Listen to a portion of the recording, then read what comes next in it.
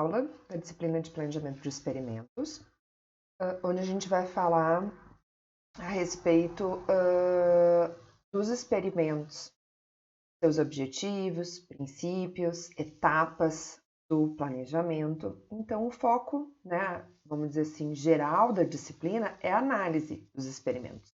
E a aula de hoje nós vamos falar, então, especificamente dos experimentos, né, essas características e sobre o seu planejamento.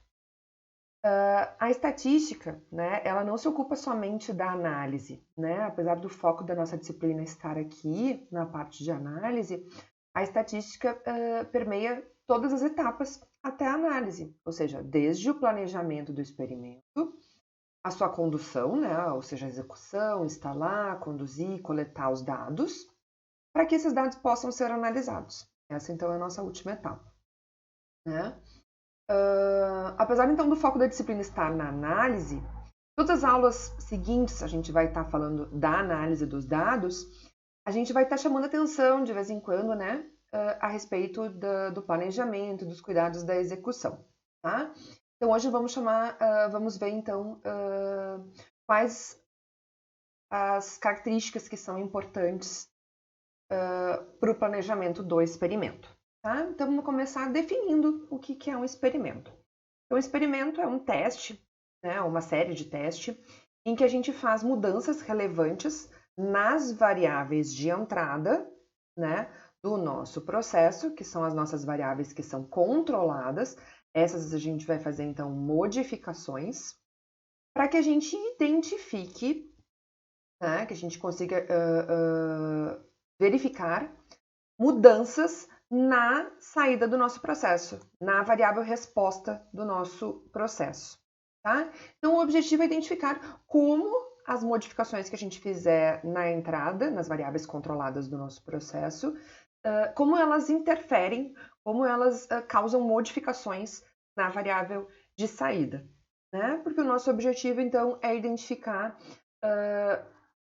como a gente consegue otimizar essa saída, então melhorar o nosso processo, né? Então, conseguir resultado melhor para a saída, quais são, então, essas modificações na variável de entrada, nas variáveis de entrada que me levam a esse ganho, né? Esse resultado melhor nas variáveis de saída, tá? A gente vai chamar a atenção, daqui a pouquinho a gente vai olhar um exemplo, e aí eu vou chamar a atenção, então, de que não só variáveis controladas a gente tem na entrada do nosso processo, a gente também tem variáveis que não são controladas, tá? Algumas delas a gente consegue identificar, tá? Mas não consegue controlar. E algumas delas a gente nem consegue identificar, ou seja, são desconhecidas. Algumas delas são desconhecidas. E aí, depois disso, a gente vai falar então dos princípios da experimentação. E vai ver que alguns deles nos ajudam justamente a dar conta destas variáveis não controladas, tá? Então, vamos a um exemplo. O exemplo é o exemplo do cappuccino. Então, vamos imaginar que nós somos dono de uma empresa que fabrica aquele pozinho, né? Ou seja, a mistura para fazer um cappuccino. E imaginamos, então, que nosso cliente, a gente tem perdido o cliente para concorrência, ou nosso cliente tem dado retorno de que não está tão mais satisfeito com o nosso produto. Imagine alguma coisa assim. Então, nós temos que melhorar a receita do nosso cappuccino. E a questão é, como chegar à melhor receita de cappuccino? Primeiro, o que vai na nossa receita? Então, para a gente entender, né, quais são as nossas variáveis de entrada, tá? Então, o nosso cappuccino é feito de café, de chocolate e de leite. E a gente vai fazer modificações nestas variáveis de entrada, né? Lembrando lá, então, da definição de experimento como processo, né? Então, as nossas variáveis de entrada são essas três, café, chocolate e leite. E as nossas mudanças são: café, pode ser um café granulado ou um café em pó. O chocolate, pode ser um chocolate em pó ou um achocolatado. E o leite pode ser integral ou desnatado, certo? Então, pensem aqui, né? Quantas possibilidades de receitas eu posso ter, né? 2 tipos de café, 2 tipos de chocolate, 2 tipos de leite, 2 vezes 2 vezes 2, eu tenho 8 receitas, né?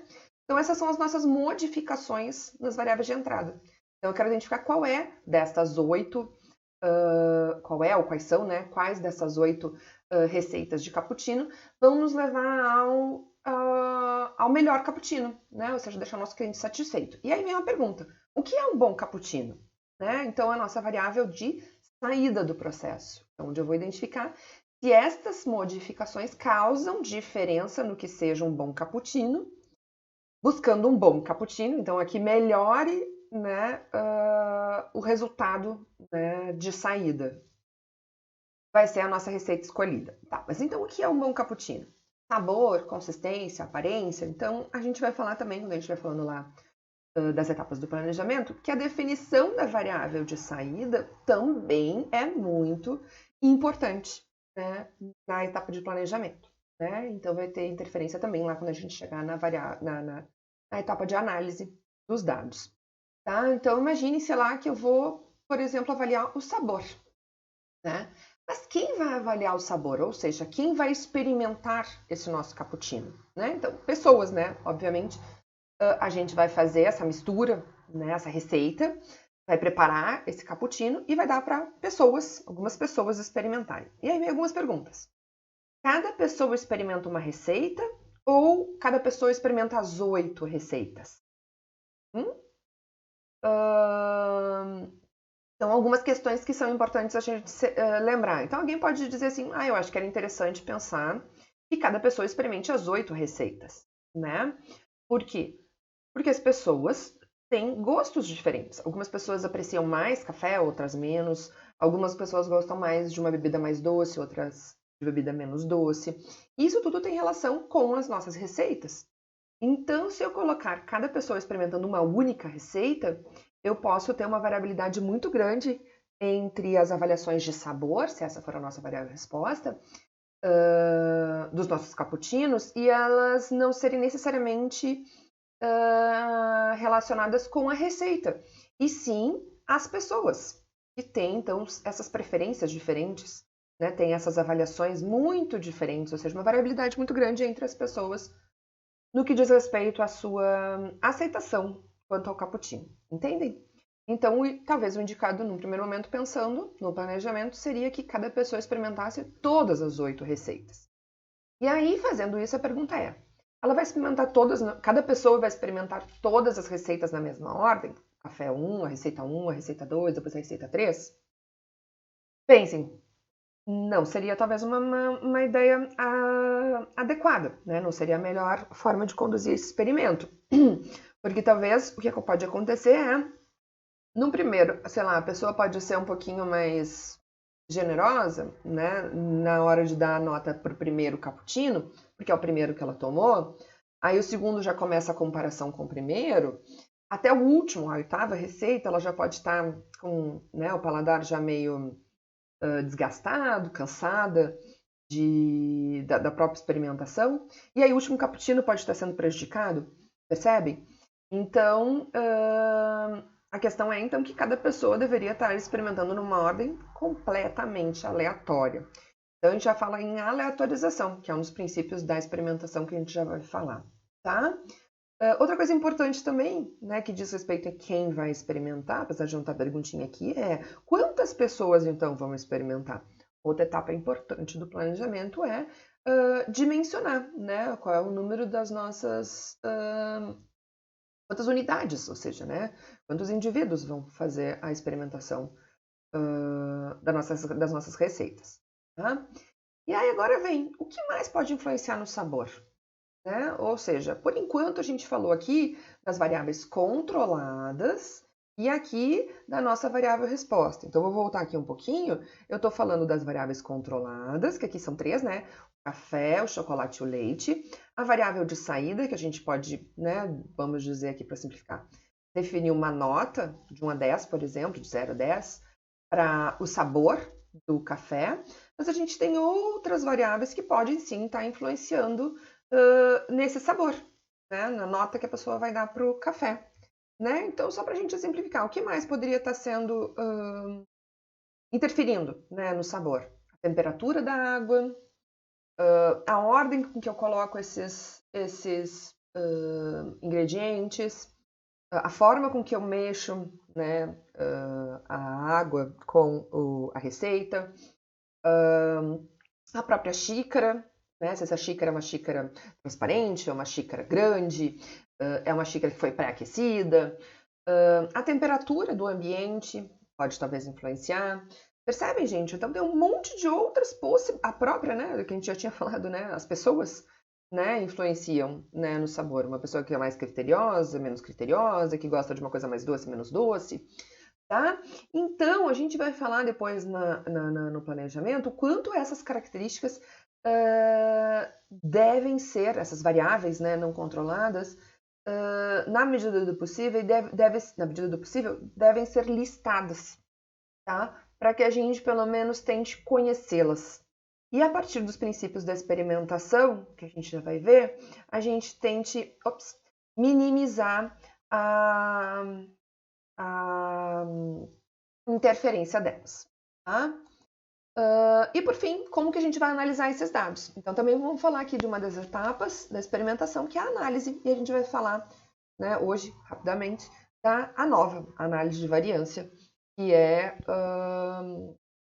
a nossa técnica que vai ser muito utilizada aqui durante a disciplina. Então vamos aos objetivos da experimentação. Então a gente já entendeu, né, que os experimentos envolvem diversos fatores, ou as variáveis explicativas, variáveis controladas do experimento, como a gente viu ali no nosso desenho. Tá? O objetivo do experimentador, então, é identificar a influência que estes fatores têm sobre a variável resposta. Então, esse é o grande objetivo. Para quê? Para que ele possa fazer recomendações. Ou seja, no exemplo do nosso cappuccino qual é a melhor receita?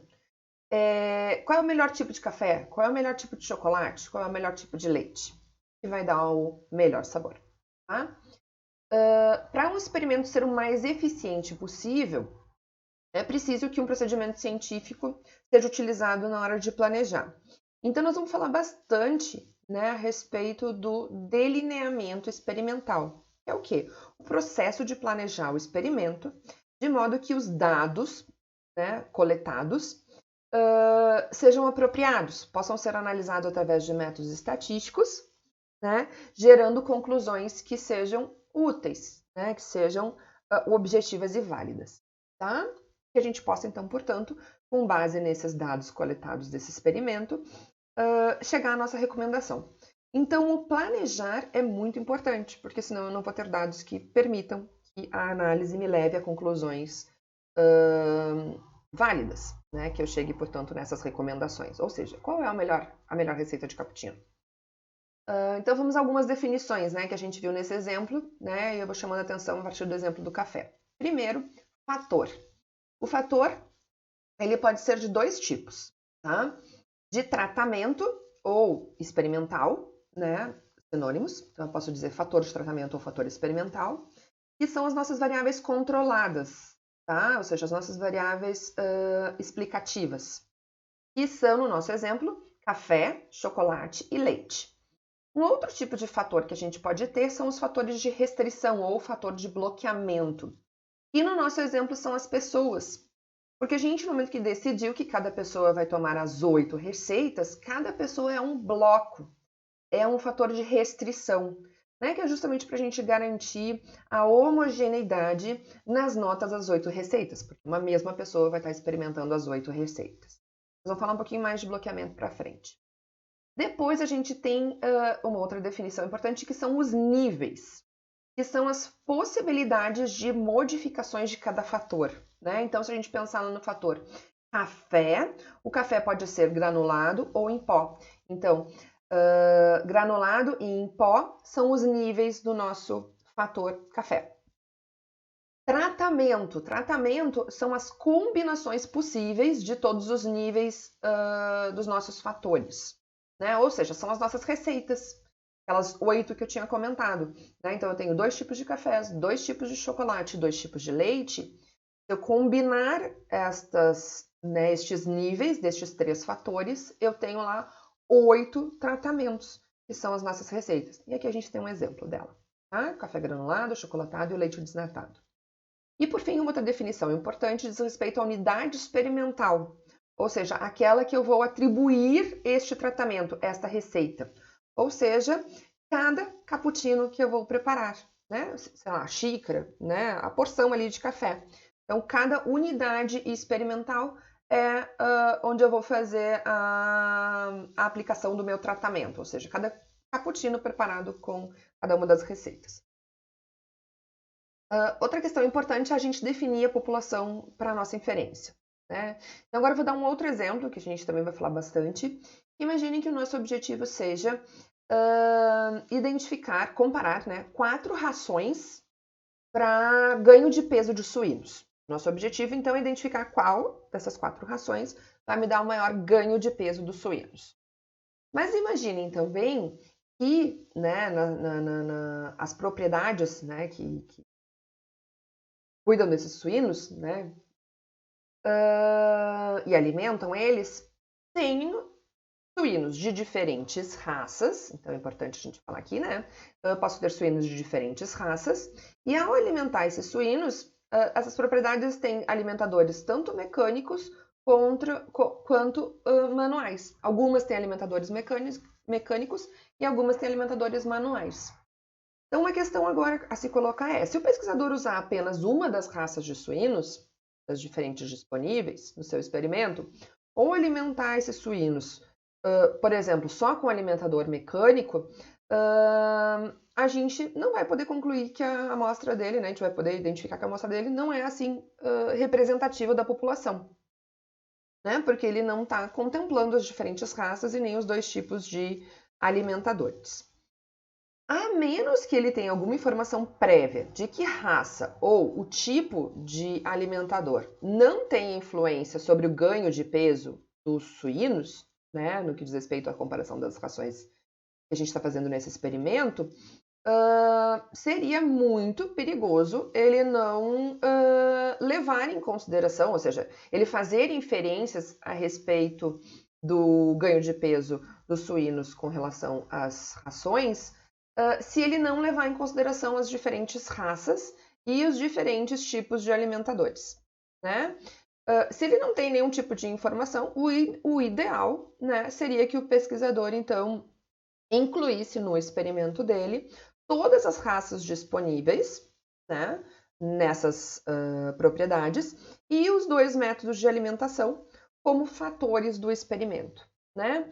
E aí, se a gente for pensar que as rações são os nossos fatores experimentais, o fator de tratamento, as raças e os tipos de alimentadores seriam os fatores de bloqueamento, fatores de restrição, que seriam controlados nesse experimento, mas não seriam fatores de interesse, ou seja, não seriam os fatores experimentais de tratamento, tá? Lembra, né, que a gente tinha definido isso aqui, ó, fator de tratamento experimental contra fator de restrição, bloqueamento.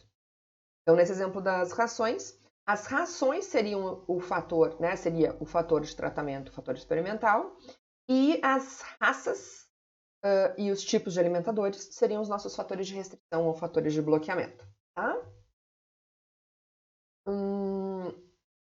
Para a gente fechar aqui, vamos chamar a atenção de algumas questões que deveriam ser feitas para a gente avaliar esse exemplo. Será que só essas 4 rações são as únicas de potencial interesse? Né? Pode ser que sim, mas essas perguntas têm que ser feitas, senão a gente pode chegar no final do experimento e identificar, por exemplo, que, ops, tem uma outra ração lá que um tal fornecedor, né, disponibiliza, tem um preço legal e a gente não incluiu no nosso experimento. Ou uma propriedade lá tem uma ração lá que tem utilizado e a gente não incluiu no experimento. Então essa pergunta é importante. Existem outros fatores que poderiam afetar o ganho de peso dos suínos e que deveriam ser investigados, né? Aqui a gente está falando das rações, né? Que esse é o nosso fator de interesse. Ou algum outro fator que deveria ser controlado no experimento, que a gente já identificou que os tipos de alimentadores e as raças podem sim, né, a princípio, se eu não tiver nenhuma informação anterior, interferir no ganho de peso. Então, eu deveria estar controlando, tá? Então, existem outros fatores que possam estar interferindo no ganho de peso, né? Então, deveriam fazer parte desse experimento. Outra pergunta. Quantos animais deveriam ser testados com cada tipo de ração? Então, eu tenho 4 rações que estão sendo testadas, né? Comparadas. Quantos suínos vão comer cada um desses 4 tipos de rações? Né? Então, que tamanho deve ter a nossa amostra? Como os animais deveriam ser designados para cada ração? E em que ordem os dados deveriam ser coletados? Então, aqui a gente chega na questão da aleatorização. Então, 2 etapas de aleatorização bastante importantes. Tá? Na verdade, tem até uma terceira aqui que eu vou chamar a atenção. Então, definidos quantos animais vão comer cada uma das rações. Então, imaginem que são 5 de cada uma das rações. Então, 20 ao todo. Quais destes 20 vão comer a ração A? Quais desses 20 vão comer a ração B? E assim por diante. Certo? Então, como que eu vou designar? Aleatoriamente. Né? Então, a gente vai falar também de procedimentos de aleatorização das unidades aos tratamentos, né? As nossas rações aqui no exemplo.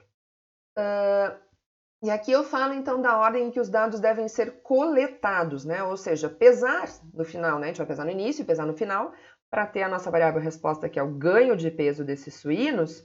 Que ordem que eu vou pesar? Vou pesar todos que comeram a ração A primeiro, depois todos que comeram a ração B depois e assim por diante?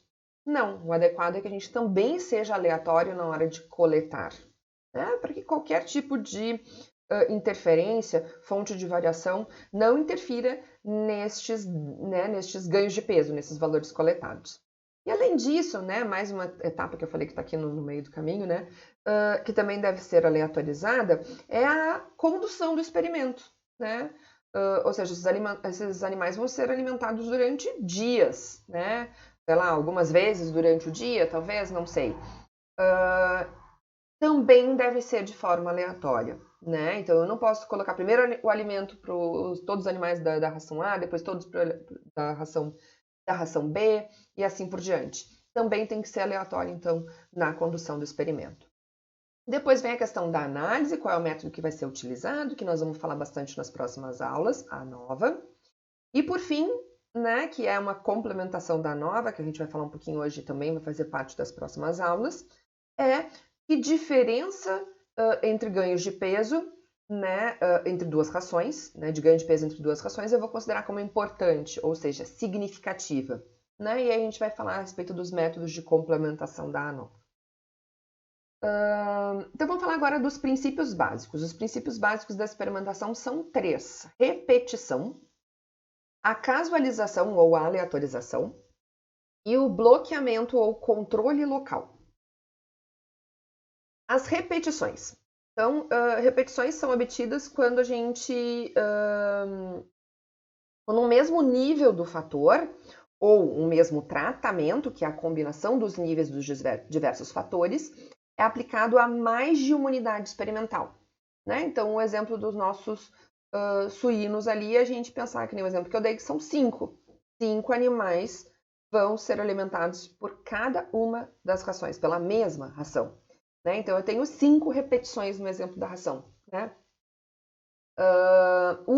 Né? Por que é importante usar repetições? O uso das repetições vai nos permitir verificar a quem é devida a diferença observada. Ou seja, vai nos permitir obter uma estimativa para o erro experimental. O erro experimental, a gente vai definir daqui a pouco, mas ele é a forma da gente medir a variabilidade devida às variáveis que não são controladas, né? Então, pensem lá no caso dos suínos, né? Esses suínos vieram de ninhadas diferentes, esses suínos têm peso inicial diferente, esses suínos são de... tem, né, uma sua genética diferente. E o que quer mais que seja, tá, gente? Ou seja, variáveis que eu não controlei no meu experimento. Que não são, por exemplo, as rações, que não são, por exemplo, né, que é o nosso fator experimental, que não são, por exemplo, as raças ou as formas de, né, os alimentadores, que seriam não os nossos fatores de bloqueamento, tá?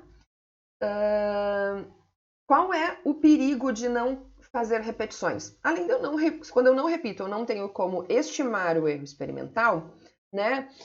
Se eu não experimentar, ou seja, se num experimento, se eu não repetir, né? Se num experimento cada tratamento aparecer uma única vez, Então, eu fui lá e alimentei um suíno com a ração A, um suíno com a ração B e assim por diante. Eu não tenho como determinar se a diferença que eu identificar são diferenças reais dos tratamentos ou se são devidas às unidades experimentais. Né? Então, se eu alimentei um suíno só com a ração A e um suíno só com a ração B, e eu identificar a diferença entre o ganho de peso desses dois suínos, eu não vou saber se a diferença é porque as duas rações A e B deram diferença de ganho de peso, ou seja, né, o suíno engorda mais ou menos com uma ou com outra, ou se é a diferença dos suínos, né, pelas diferenças inerentes, intrínsecas, né, deles.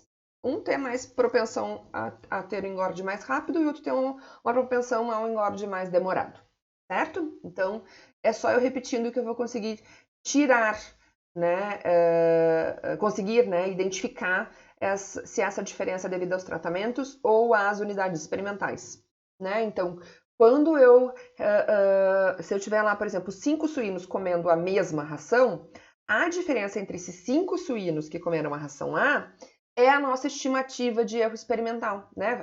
Que vai compor, não é só ela, né? Mas vai compor o erro experimental.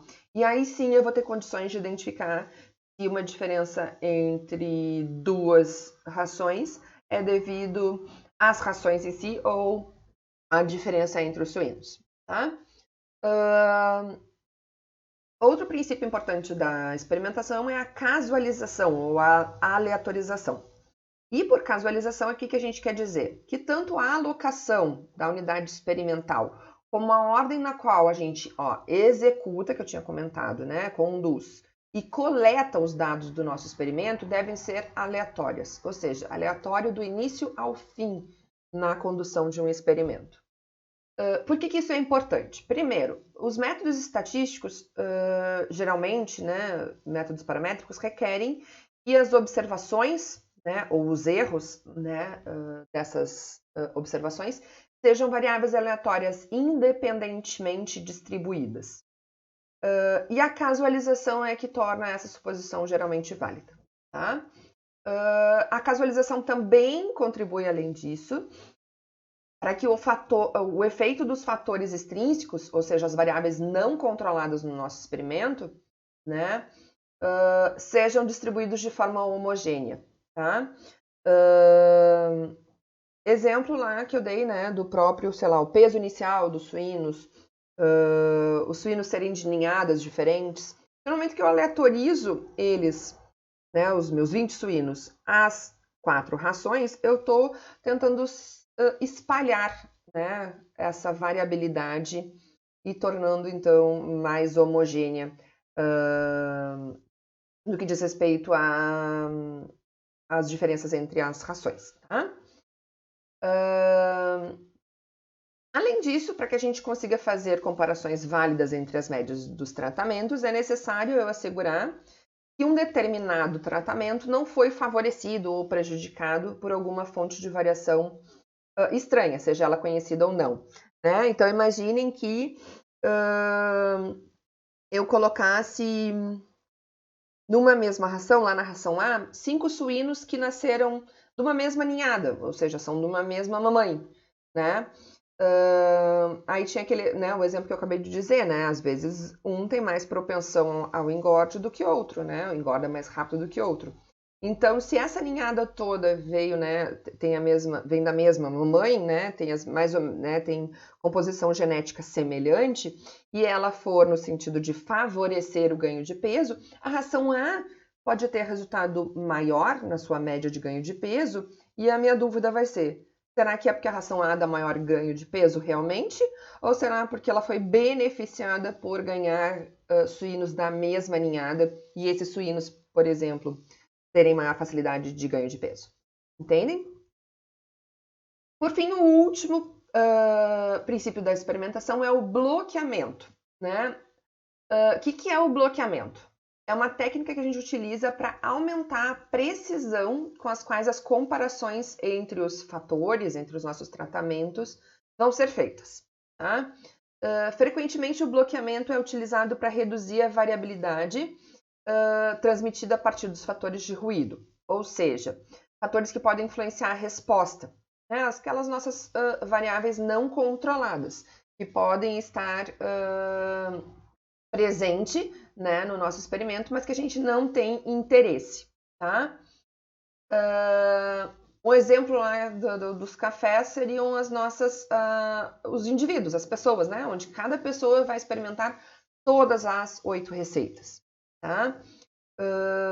No exemplo dos suínos, esse bloqueamento seria lá as nossas raças e os nossos tipos de alimentadores, tá?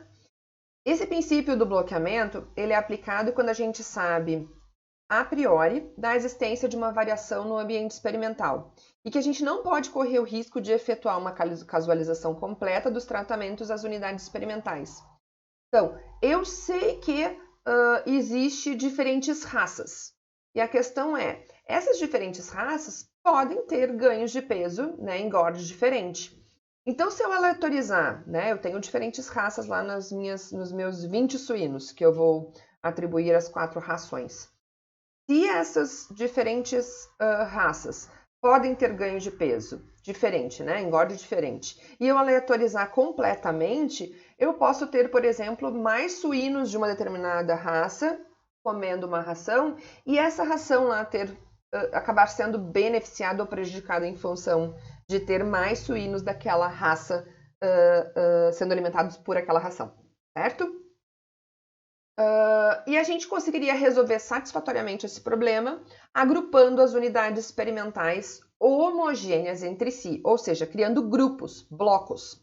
E aí, dentro destes blocos, é que eu faria a aleatorização, tá? Então, imaginem, é como se eu tivesse 4 suínos de uma mesma raça, tá? Então, eu estou criando um grupo de suínos parecidos, homogêneos, né? Que seriam o meu bloco de uma raça, determinada raça.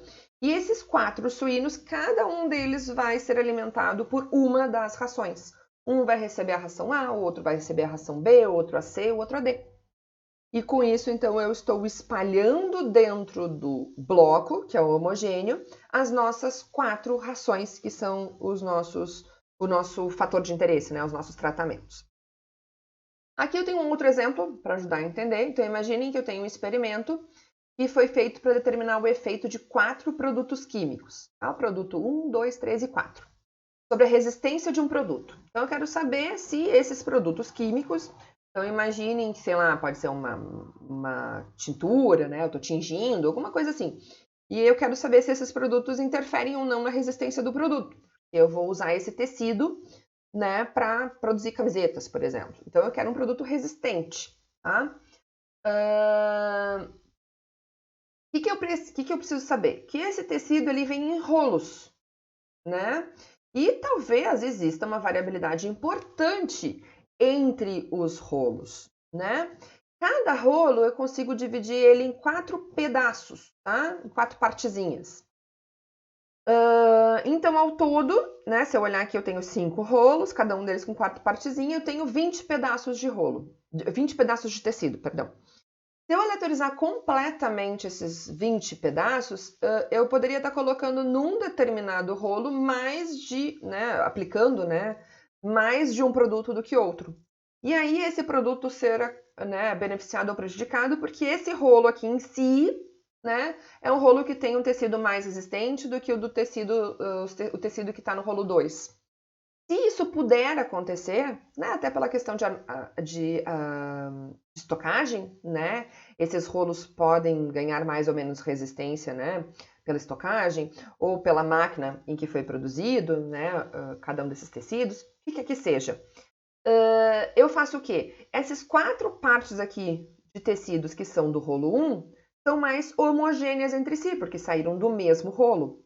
Então, eu vou garantir que essa homogeneidade, né, apareça em todos os meus 4 tratamentos, ou seja, os meus 4 produtos químicos. Então, os 4 pedacinhos que eu tenho vão ganhar os meus 4 produtos de forma aleatória. Então, nesse primeiro pedacinho, o produto 3, nesse outro pedacinho, o produto 1, neste outro, o produto 2, neste outro, o produto 4. E assim por diante em cada um dos outros 4 rolos, certo? Então, vejam que o rolo é o nosso bloco. Eu tenho 4 unidades, onde cada uma delas vai receber cada um dos meus 4 tratamentos, produtos químicos. Tá? Então, essa é a ideia do bloqueamento. Vamos a outra definição importante, que é a definição de erro experimental. Tá?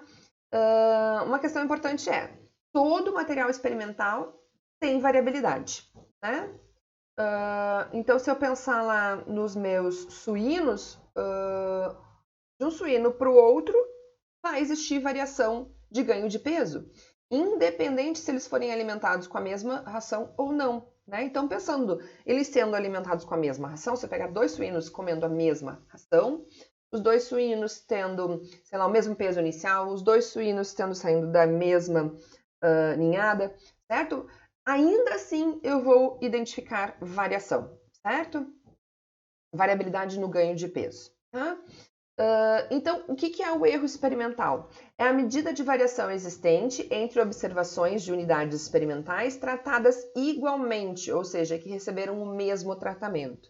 Então, é tipo isso que eu acabei de dizer, né? Pense em 2 suínos que comeram os 2 a ração A, ainda assim, os 2, a gente espera, né?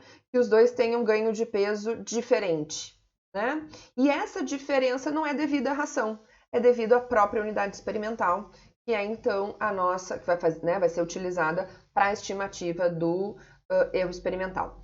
E essa variação, né, ou seja, o erro experimental, essa variação devido à unidade em si,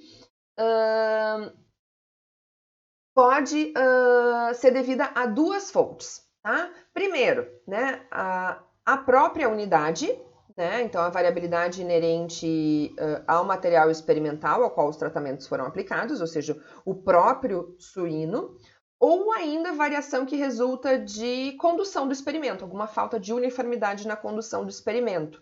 Então, na hora que eu conduzi o experimento, né, na hora que eu coloquei a ração para esses 2 animais, né, para esses 2 suínos, os 2 ganharam ração A, eu posso, sem querer, ter colocado, sei lá, 2, 3 grãozinhos a mais para um do que para outro.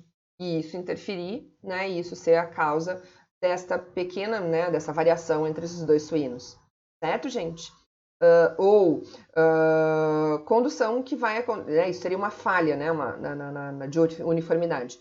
Mas às vezes até pela questão, e aí por isso que é importante a aleatorização, porque para né, sei lá, para o primeiro suíno eu dei a ração primeiro e para o segundo suíno eu dei a ração depois. A ordem em que eu dei a ração talvez possa interferir no ganho de peso. Vai saber. Então, por isso que é importante. Hoje eu dei primeiro para o suíno 1 e depois para o suíno 2. Amanhã é importante que eu seja, né, aleatorize essa ordem e que talvez o suíno 2 ganhe a ração antes do suíno 1 e assim por diante. Tá? Então, agora nós vamos falar sobre o controle do erro experimental, falando a respeito aqui, né, destas 2 fontes, né? Como a gente pode cuidar sobre identificar, né, fontes dessa variabilidade e tentar minimizá-las, tá?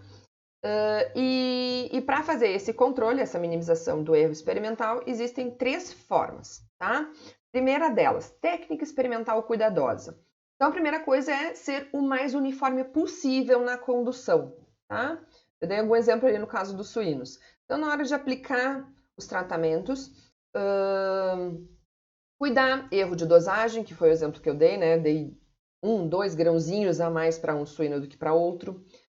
Erro de evitar contaminação. Então, se eu estiver pensando lá que eu estou colocando um adubo na terra, numa planta, eu posso, sem querer, né, acabar contaminando, né, virando sem querer alguma coisa que é de uma parcela em outra, certo? Na hora de conduzir o experimento, né, então eu comentei para vocês a questão da aleatorização. Então, se eu não aleatorizar e der sempre primeiro a ração para o suíno 1 e depois para o suíno 2, isso pode interferir e ser uma fonte de variação, né? Sim ou não. Então, se eu for aleatório, eu estaria, né, na hora de conduzir o experimento, tentando minimizar ou pelo menos espalhar de forma uniforme essa variabilidade em todas as medidas, em todos os ganhos de peso dos suínos. Mesma coisa na hora de coletar as informações, tentar ser o mais aleatório possível, tentar tomar cuidado na hora de coletar esses dados, né? Ou seja, na hora de calibrar o meu instrumento de medida, a balança, certo? Tudo que possa ser fonte de erro, de variabilidade, tá?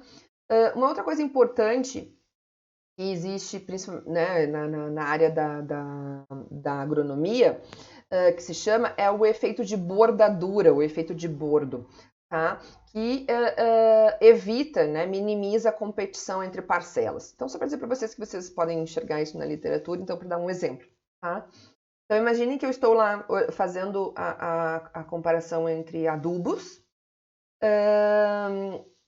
e o que pode acontecer, né? Se essas parcelas, né, pensando em unidades experimentais ali, né? Onde estão ali as minhas plantinhas, uma do ladinho da outra, né? Pode existir, então, essa questão da contaminação, né? De uma parcela por outra. Ou ainda, pensando nas parcelas que estão mais na parte de fora, né? Na linha de fora do meu campo experimental, essas unidades que estão fora podem ter sido contaminadas mais do que as estão dentro, contaminadas, por exemplo, por algum tipo de praga, ou elas podem ter sofrido mais alguma ação do tempo, o vendaval, mais chuvas, certo? Então, o que se indica nesse caso é, então imagina que eu estou plantando lá cana-de-açúcar, né? Então, em cada parcela do campo experimental, eu vou ter várias plantas, né? E o que se indica nesse caso aqui é a gente tirar as plantas de fora dessa unidade aqui, né?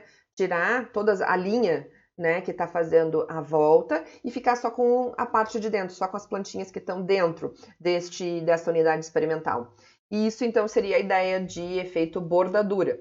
Eu vou estar tirando essas que estão na volta, que podem ter tido algum tipo de contaminação maior, porque são as que estão na parte de fora do experimento, ou elas podem ter, por exemplo, a questão da competição entre elas, né? E aí alguma planta ter sido prejudicada por estar perto de outra parcela que recebeu, sei lá, o adubo A, o adubo B, e assim por diante, tá?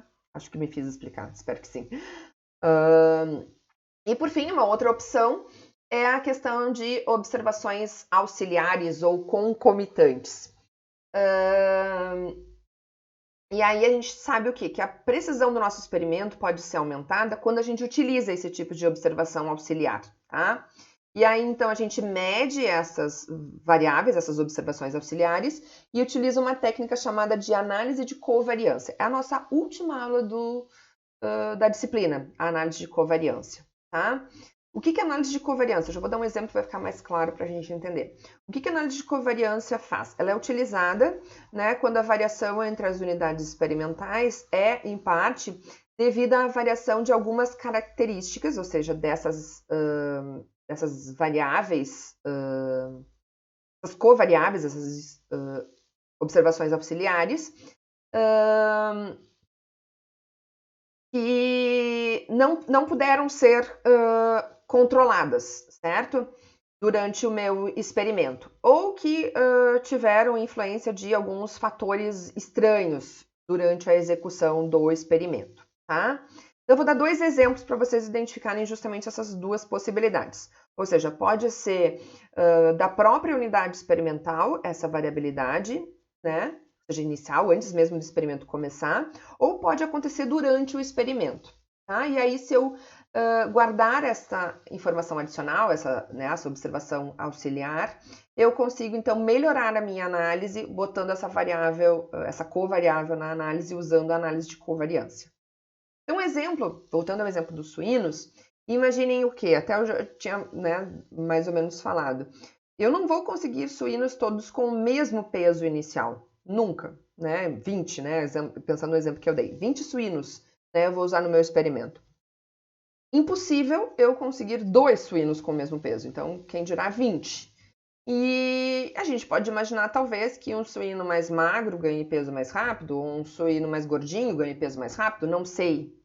Mas talvez que o peso inicial possa ser um fator de variabilidade na variável ganho de peso, certo? Então, o que eu vou fazer nesse meu exemplo? Colocar o peso inicial como uma variável do meu modelo, vai ser a nossa covariável, a nossa observação auxiliar, tá?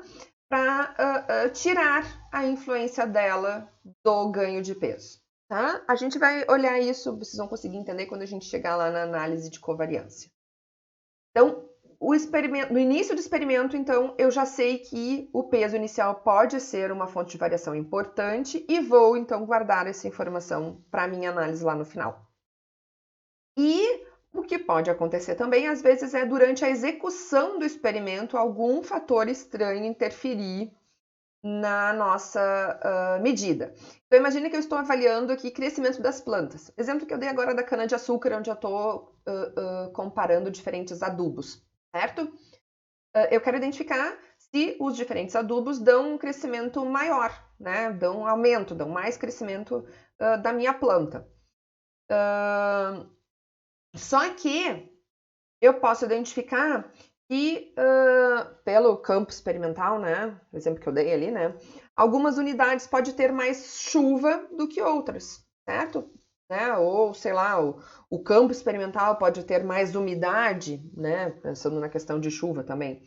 Então, como eu não tenho como controlar, né, onde vai chover mais ou vai chover menos dentro do campo experimental, lá, né, em todos os nossos quadradinhos que receberam os nossos diferentes adubos, eu posso medir a quantidade de chuva que cada um desses quadradinhos recebeu, né? E essa ser a nossa covariável para entrar na análise e a gente tirar a influência da quantidade de chuva, né? Medir a influência dessa variável e retirar ela da nossa variável resposta, que é o crescimento da planta, tá? E a outra forma, então, da gente controlar o erro experimental é a partir de um delineamento experimental eficiente, tá? E a gente falou bastante a respeito do bloqueamento, né? Então, a gente pensando num delineamento eficiente, a gente consegue controlar de forma melhor o nosso erro experimental. Tá? Então, o que é esse delineamento experimental eficiente? É a forma mais eficiente do controle do erro experimental e consiste em a gente delinear um experimento para que a variação entre o conjunto das unidades experimentais não contribua nas diferenças entre as médias de tratamentos. Exemplo dos suínos, né? Eu sei que existem diferentes raças. Então, se eu não tomar cuidado, né, de controlar esse fator raças, e vejam, não é um fator de interesse, o nosso fator de interesse são as rações, né? É isso que eu gostaria de no final fazer recomendação. Qual a melhor ração? Qual a ração que dá mais ganho de peso? E não qual é a raça que dá mais ganho de peso. Mas a gente sabe que talvez as raças possam dar ganhos de peso diferente. E raça seja, então, o nosso fator de restrição, o nosso fator de bloco. Então, nós vamos agrupar as nossas unidades em blocos, que seriam as raças, porque essa variação pode ser um fator importante. Então, dentro de um bloco a variabilidade é menor, e aí eu consigo então fazer justamente isso. E cada bloco, né, eu tenha a atribuição de todos os meus tratamentos. Então, eu tenho lá, por exemplo, 4 suínos de cada uma das raças, e cada um desses 4 suínos vai ganhar uma das nossas 4 rações que estão em testes. Tá? Com isso, a precisão do nosso experimento é aumentada, decorrente, então, desse controle do erro experimental. Tá?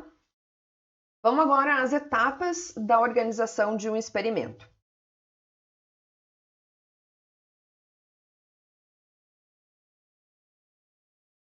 Vamos lá, então, são 8, né, as etapas da organização de um experimento. Tá? Então, nós vamos passar por cada uma delas. Tá? São essas 8 aqui, vou falar em cada uma delas agora na sequência.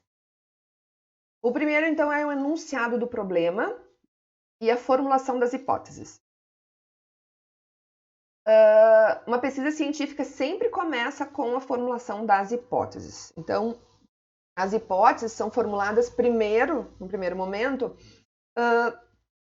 dentro da área de estudo, ou seja, é chamado de hipótese científica ou hipótese de pesquisa.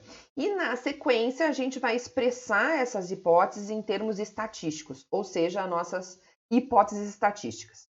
E deve haver uma correspondência perfeita entre elas, né, entre as hipóteses científicas e as hipóteses estatísticas, né, para evitar a ambiguidade.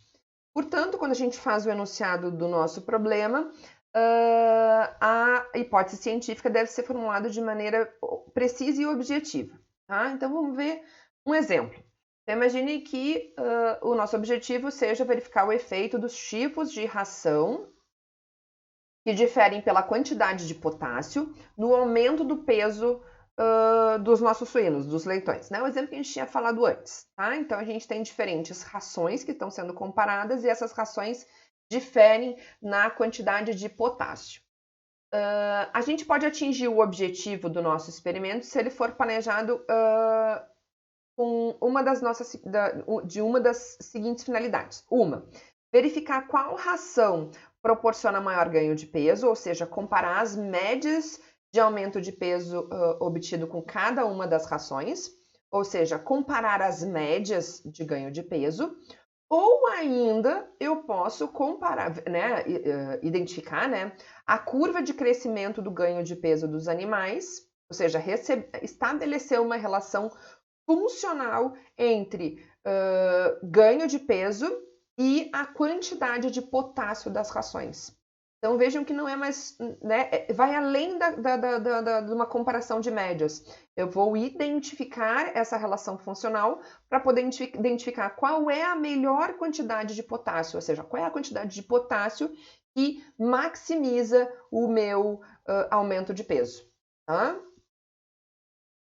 Outros exemplos, né? Por exemplo, eu posso verificar o efeito de várias dietas no controle do colesterol, verificar o efeito da temperatura no rendimento de um processo industrial, verificar o efeito de vários métodos de ensino no desempenho dos alunos, verificar o efeito da aplicação de nitrogênio sobre o rendimento da cana-de-açúcar, certo? Então, em cada um desses exemplos, eu posso, de uma forma mais simples, simplesmente comparar, né, por exemplo, os tipos de dietas, identificando aquela que me dá maior redução no colesterol, como eu posso, lá, né, no exemplo do nitrogênio aqui embaixo, identificar qual é a quantidade de nitrogênio que eu devo colocar para ter o máximo rendimento de cana-de-açúcar.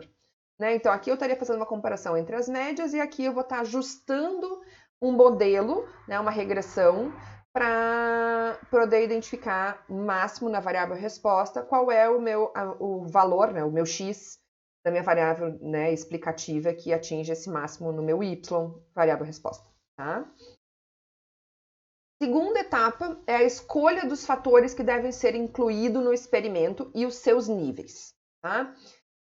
Em um experimento, o objetivo, então, é observar de que maneira, né, uma ou mais condições impostas interferem no comportamento das variáveis respostas. Lembram lá do nosso esqueminha, né, do experimento, né? Então, eu tenho variáveis controladas e eu quero ver qual é o efeito delas lá na variável de saída, na variável resposta. Né? E essas condições impostas, né, são os nossos fatores, né, as nossas variáveis explicativas.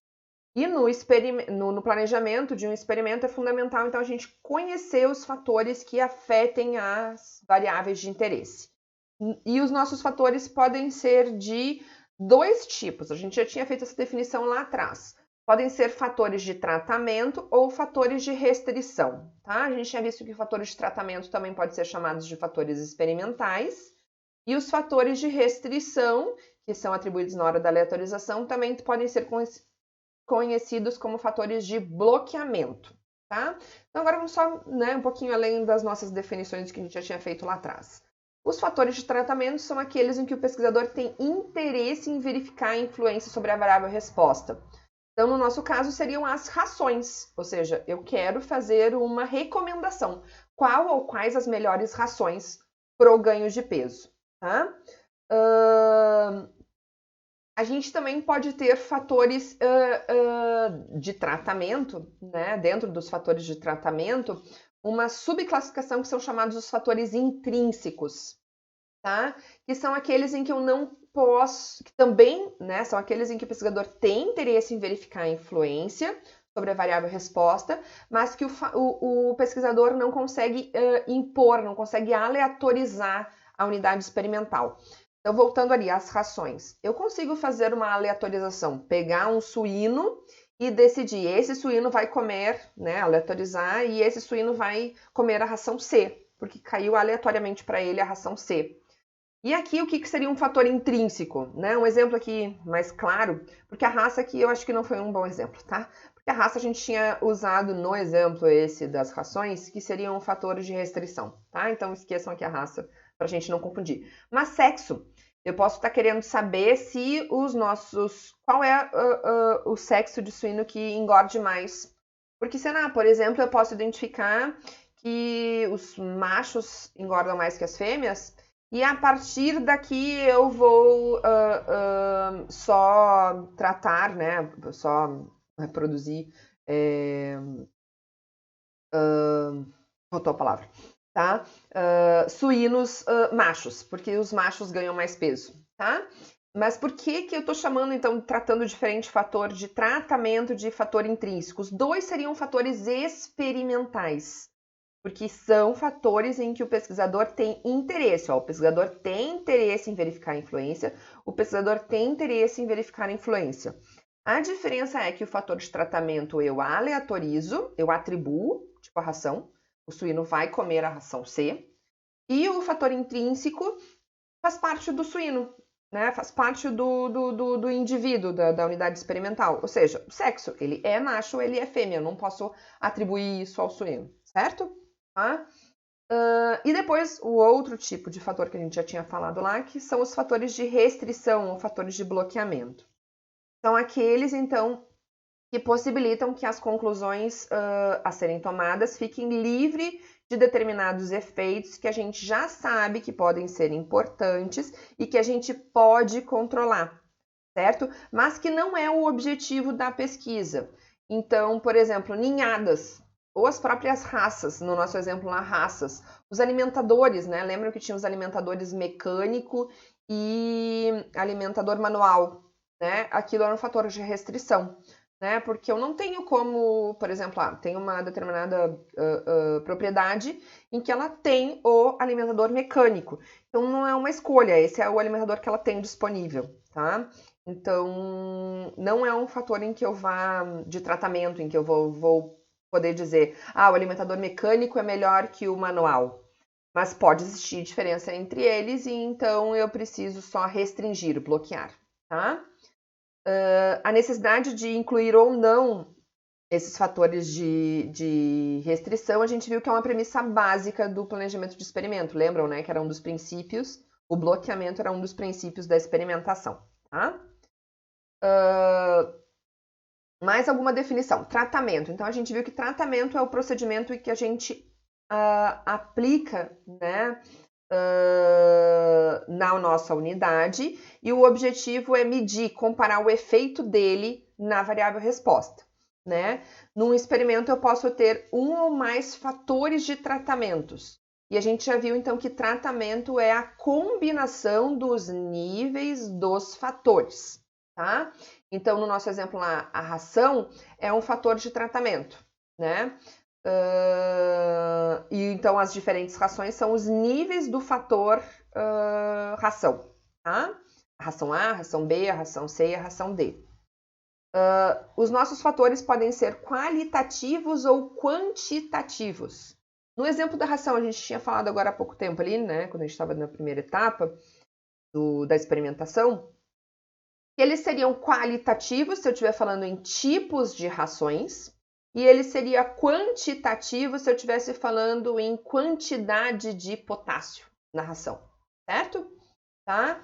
E isso é bem importante, gente, porque isso vai nos permitir fazer complementações da ANOVA de forma diferente se os nossos fatores forem qualitativos ou quantitativos, tá? Então, na hora de planejar, se eu puder usar fator quantitativo, eu vou ter muito mais possibilidades de complementação da análise do que se eu usar fatores qualitativos, tá? O experimento pode envolver um único fator, né, tipo das rações, né, eu tenho só os tipos de rações, e aí eu teria um experimento unifatorial, tá? Como o nosso experimento pode ter 2 ou mais fatores, e aí eu estaria com um experimento fatorial, tá? Um exemplo então imagine que eu estou envolvendo os fatores fertilizantes, estou comparando fertilizantes, 4 tipos de fertilizantes e variedades, tá? Da minha, sei lá, cana-de-açúcar, por exemplo. Eu tenho 3 tipos de variedades. Então, os meus tratamentos vão ser a combinação destes níveis. Então, ao todo, eu vou ter aqui 12 tratamentos. 4 fertilizantes e 3 variedades, tá? E aí, então, como eu tenho 2 fatores, o que eu tenho aqui é um experimento fatorial. O caso do cappuccino era um experimento fatorial. Eu tinha 3 fatores, café, chocolate e leite, cada um deles com 2 níveis. Então, ao todo, eu tinha 8 tratamentos, tá? Os meus experimentos fatoriais, então, quando tem pelo menos 2 fatores, eles podem ser cruzados, hierárquicos ou ainda um misto entre os dois, hierárquicos cruzados. Então, os cruzados é quando eu tenho uma combinação dos meus fatores entre todas as unidades experimentais, né? Ou seja, eu cruzo, né? Eu misturo todos os níveis de todos os fatores nas minhas unidades experimentais. Então, o exemplo esse anterior do fertilizante da variedade é um exemplo de fatorial cruzado. O exemplo lá do café também é um exemplo de fatorial cruzado, né? Então, eu cruzo. Então, o exemplo aqui do fertilizante da variedade. Estou olhando aqui um exemplo pequenininho, né? Imagine que se eu tivesse só 2 fertilizantes, perdão, 2 variedades, variedade 1 e variedade 2, e 2 fertilizantes. Então, vejam, a variedade 1 combina com o fertilizante 1 e com o fertilizante 2. A variedade 2 combina também com o fertilizante 1 e o fertilizante 2. Então, eu tenho um cruzamento entre os meus 2 fatores. Neste caso aqui, a gente vai ver mais para frente, vai ser um ponto da nossa disciplina, né? Os experimentos fatoriais. Quando a gente está num fatorial cruzado, o principal interesse é o estudo das interações, tá? O que não acontece quando eu tenho o fatorial hierárquico, ou um outro sinônimo que é o fatorial aninhado. Neste caso, eu vou ter diferentes níveis de um fator se combinando com os níveis do outro. Tá? Então, vai existir uma hierarquia entre os fatores. Um fator está alinhado ao outro, ou seja, um fator é principal e o outro está alinhado a este fator. Tá? Um exemplo, imaginem que eu tenha variedades e linhagens. As nossas variedades, né? Eu tinha a variedade 1 e a variedade 2 da cana-de-açúcar. A variedade 1 tem a linhagem X e a linhagem Y. A outra variedade, a variedade 2, tem as suas linhagens, que não são as mesmas. Então, a variedade 2 vai ter a linhagem Z e a linhagem W, tá? Então, as linhagens de cada variedade não são as mesmas, ok? Então, aqui a gente tem um aninhamento. Então, a linhagem está aninhada à variedade, tá? Então, a variedade é o fator principal e a linhagem está alinhada ao fator variedade. E eu posso ter, então, uma mistura entre essas duas classificações. Então, eu posso ter um fatorial que é hierárquico e cruzado ao mesmo tempo. Então, um exemplo seria misturar exatamente o que a gente tinha visto antes. Então, eu tenho lá a variedade 1 que tem as suas duas linhagens, X e Y, e a variedade 2 que tem as suas linhagens, né, específicas, a Z e a W. E além de estudar variedade e linhagem, eu vou agora comparar os fertilizantes. Eu tenho 2 fertilizantes. Então, aí eu vou cruzar a essa estrutura aninhada aqui, hierárquica, os meus 2 fertilizantes. Então, vocês vão ver que o fertilizante se cruza nessa estrutura. Ele vai estar presente a cada uma das combinações variedade e linhagem. Então, variedade 1, linhagem X, está lá os meus 2 fertilizantes 1 e 2. Aqui, variedade 2 e a linhagem Z, vão estar lá os meus 2 fertilizantes, 1 e 2, tá?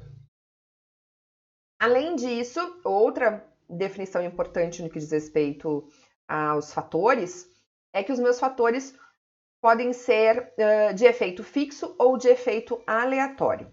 No efeito fixo, o pesquisador estabelece, ele vai lá e escolhe quais níveis ele vai utilizar. Ele determina quais níveis são de interesse. Então, por exemplo, um pesquisador tem interesse em determinadas variedades de cana-de-açúcar. Então, ele vai lá e escolhe as variedades de cana-de-açúcar que ele quer estudar. Então, por exemplo, 5 variedades de cana-de-açúcar, A, B, C, D e E. Ele escolhe especificamente estas 5, porque são essas 5 que ele tem interesse em comparar e fazer a sua recomendação. Qual ou quais as variedades de cana-de-açúcar que dão maior crescimento, maior rendimento. Já quando um fator é considerado de efeito aleatório, os níveis desse fator são escolhidos aleatoriamente de uma população de níveis disponíveis. E a conclusão não vai ser especificamente para só aquelas que participaram da pesquisa. Então, por exemplo, um pesquisador, dentre todas as variedades de cana-de-açúcar disponível, foi lá e sorteou 5 variedades para estudar no experimento. Mas ele não vai, o objetivo dele não é só essas 5, né? O interesse dele não está nessas 5. Então, não teria sentido ele recomendar qual ou quais das 5 dão o melhor rendimento. E sim identificar e estudar a diferença entre elas do ponto de vista de estimar a variabilidade entre elas, tá? E aí, a grande diferença, então, entre esses dois tipos de efeitos está lá, então. No caso do efeito fixo, as conclusões são válidas para os tratamentos, ou seja, para os níveis do fator que foram incluídos no experimento. Então, as minhas conclusões são válidas só para aquelas 5. A minha conclusão se restringe àquelas 5. Já no efeito aleatório, as inferências podem ser estendidas para a população para a qual aquelas 5 foram sorteadas, né? Da qual aquelas 5 foram sorteadas. A terceira etapa é a escolha da unidade experimental e da unidade de observação. E aqui é muito importante a gente entender a diferença entre essas duas definições. O que é unidade experimental e depois o que é uma unidade de observação. Primeiro, o que é unidade experimental? Alguns livros vocês vão enxergar uma definição, né, um sinônimo que é o sinônimo de chamar a unidade experimental de parcela. É geralmente, então, determinada pela própria natureza do material experimental e vai se constituir a menor subdivisão possível, né, do material experimental onde eu vou aplicar o tratamento. Então, os tratamentos são aplicados às unidades experimentais e aí eu vou observar a minha variável resposta na unidade de observação, tá? Para avaliar o efeito do experimento. Então, na unidade experimental eu aplico o tratamento e na unidade de observação eu observo a resposta, tá? Lembram lá do esqueminha do processo, né?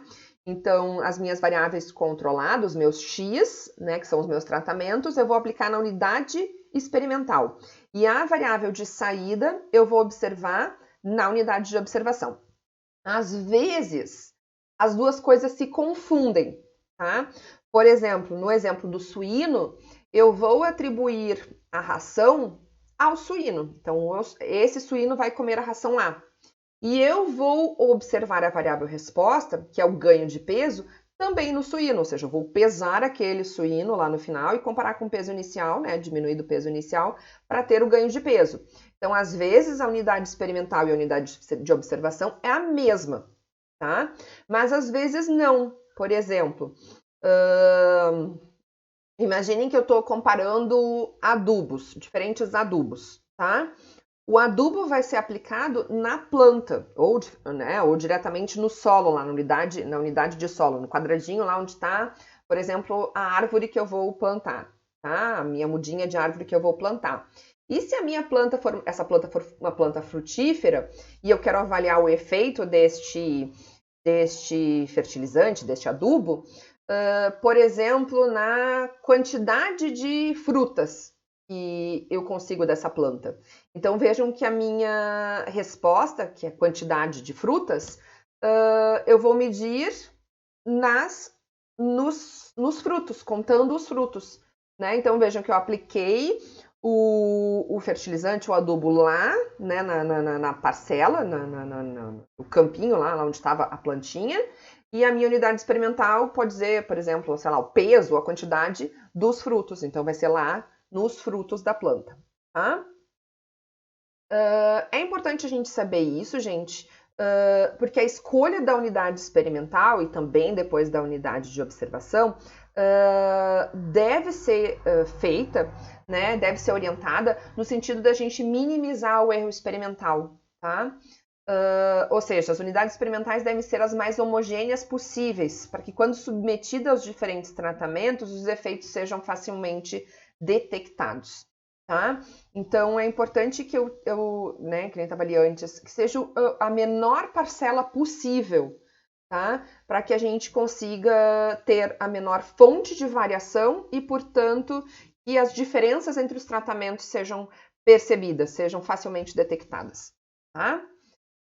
Falando então em diferença entre unidade experimental e unidade de observação, a gente traz um exemplo aqui para identificar onde não existiu repetição, ou seja, onde a gente tem um exemplo de uma repetição falsa. O experimento é o seguinte: a gente quer avaliar o efeito de diferentes rações no ganho de peso, tá? Imagine como se fossem os nossos suínos, tá? O exemplo dos nossos suínos, vamos lá. Então, em vez de potreiro, que eu estou falando ali, sei lá, suínos ficam em baias, tá? Sei lá, tá? Potreiro, cavalos, mas sei lá, os suínos ficam em baias, em sei lá onde que fica. Eu tenho lá 4 tipos de rações que estão sendo comparadas e eu vou atribuir essas 4 rações a 4 potreiros, tá? Então aqui há 4 né, baias, onde vão estar os meus 10, em cada um deles tem 10 animais, certo? Então aqui, por exemplo, nesta baia aqui eu vou atribuir a ração 1, nessa ração 2, nessa ração 3, nessa ração 4. Qual o problema aqui? Tá, no primeiro momento alguém poderia estar dizendo, né? Eu não fui feliz nesse meu exemplo aqui, porque eu tô botando que no potreiro 1 recebeu a ração 1, no potreiro 2 a ração 2, tá? Sei lá, mas imaginem que eu aleatorizei e que a aleatorização foi esta, tá? Coincidentemente, exatamente o número do potreiro, tá? Eu aleatorizei as rações. Não é esse o problema que eu quero chamar a atenção de vocês. O que eu quero chamar a atenção de vocês é que eu não atribuí a ração a cada um dos animais, e sim ao potreiro. Então, na hora que eu for colocar a alimentação, sei lá, imaginem que aqui tem os meus alimentadores nas laterais, eu vou colocar a ração para o potreiro e não para o animal, certo? Para que eu pudesse observar o ganho de peso de cada um destes 10 animais, eles deveriam estar em baias individuais, ou eles deveriam ter pelo menos alimentadores individuais, certo, gente? Porque senão, quem recebeu, vamos lá, vamos pensar. Quem que recebeu a ração? Foi cada animal ou foi o conjunto de animais? Foi o conjunto de animais, né? Então, a minha unidade experimental aqui é o potreiro, é o conjunto de animais. E eu gostaria de observar a minha variável resposta, que é ganho de peso, e vou, né, observar a minha unidade, a minha variável resposta, que é ganho de peso, em cada animal. E aí, gente, isso é muito comum acontecer, essa confusão. Então, a pessoa vem com os dados e diz que ela tem 10 repetições, porque ela tem 10 animais, ela tem 10 observações de ganho de peso, certo? Né? Ou seja, ela tem 10 unidades de observação, ela tem 10 medições de variável resposta para cada uma das rações. Só que a definição de repetição é a quantidade de unidades experimentais e não a quantidade de unidades de observação, tá, gente? Então, a repetição é o número de unidades experimentais e não de unidades de observação. E, nesse caso, a unidade experimental, que é onde foi atribuído a ração, é o potreiro. E tem um só para cada ração. Ou seja, não teve repetição. Tá? Então, eu achei bem interessante trazer esse exemplo para vocês, porque é bem comum existir esse tipo de confusão, né? E aí tá perdido, tá, gente? Porque eu não tenho como estimar o erro experimental. Porque o erro experimental a gente viu que é medido quando diferentes unidades experimentais recebem o mesmo tratamento. E eu só tenho uma unidade experimental recebendo cada tratamento. Não tenho como estimar erro experimental, tá? Quarta etapa, escolha das variáveis a serem medidas na unidade de observação. Então, as medidas que eu vou realizar na unidade de observação, né, após eu submeter elas aos tratamentos, vão ser, então, os valores da variável resposta, da nossa variável dependente. Né? Então, lá no exemplo dos suínos, é o ganho de peso. Né? Então, depois que eles receberem as suas rações pré-estabelecidas, aleatorizadas, durante determinado período, a gente vai lá e vai pesar eles para obter o valor da variável resposta, né, o ganho de peso. A variável dependente, em geral, é pré-determinada pelo pesquisador, ou seja, ele estabelece a variável que ele quer, então, medir para verificar o efeito do tratamento. Ou seja, ele vai dizer, eu quero medir o ganho de peso, porque ganho de peso vai me mostrar o quanto uma ração é melhor que a outra, tá? Tipo o exemplo que eu falei lá do fertilizante, do adubo na planta, né? O pesquisador é que vai definir o que é a variável resposta para ele. É a quantidade de frutos, o peso dos frutos, o peso total de todos os frutos da planta, é o peso de cada fruto, o tamanho do fruto, o sabor do fruto. Vejam que, então, às vezes eu posso ter diferentes variáveis respostas, diferentes variáveis dependentes. O pesquisador é que tem que saber qual ou quais dessas é que vai ser medida para conseguir verificar o efeito do tratamento, ou seja, né, qual dos adubos é o melhor, tá? O que constitui problema, às vezes, é a maneira como a variável é medida, pois disso depende a precisão das observações e a distribuição da variável resposta, o que é essencial para o método de análise estatística. Certo? Aqui é importante a gente chamar a atenção que a análise estatística que a gente vai trabalhar aqui, a nova, presume normalidade dos erros, né? E, portanto, normalidade da variável resposta. Então, a variável resposta tem que ser medida numa escala contínua, né? Para que a gente tenha essa distribuição de probabilidade. E isso, então, é bastante importante, por isso que é importante o planejamento, né? O estatístico está junto desde o planejamento, para definir, né, que a variável dependente seja medida nessa escala, desta forma, né? Nessa forma de medir, tá? Além disso, tem a questão de precisão no que diz respeito ao instrumento de medida, tá? Então, vamos falar disso. Se os valores são obtidos por um meio de instrumento de medida, uma régua, uma balança, um termômetro, tipo o caso dos suínos, né, que a gente vai pesar, uma balança, a precisão das observações aumenta quando a gente repete a medição numa mesma unidade experimental. Na verdade, numa mesma unidade de observação, né? Então, se eu pegar lá o meu suíno e pesar ele 3 ou mais vezes, aí a gente vai dizer assim, mas como assim? Não é o mesmo peso sempre? Não, né, gente? Porque a gente tem pequenos, mas tem